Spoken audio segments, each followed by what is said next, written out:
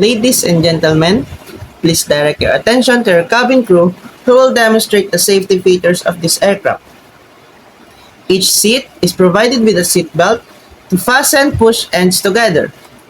Tighten seat belts by pulling loose end to unfasten, lift top to buckle and pull free end to release.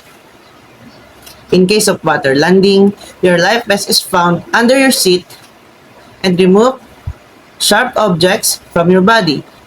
To don, slip vest over the head and take tape around the waist and push end to buckle. Pull tape to tighten.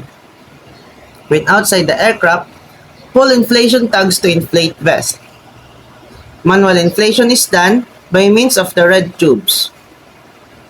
Blow to increase air and push pin inward to release air. Light automatically illuminates once the battery is immersed in water. Do not inflate the life vest inside the aircraft. Please be reminded that an unauthorized removal of life vest from the aircraft constitutes theft and is punishable by FOA.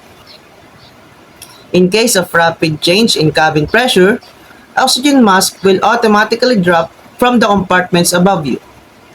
Immediately grab the mask and pull it towards you. Put it over your nose and mouth. Pull elastic band sideways for a snug fit and breathe normally. Put your own mask first before assisting others. Keep it on until you are advised to remove it. In case of emergency evacuation, follow the lights that will lead you to the exits. This aircraft is equipped by emergency exit signs found in the cabin.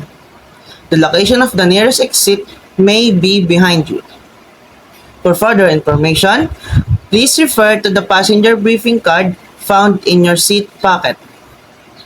We thank you for your attention and wish you all a safe and happy flight.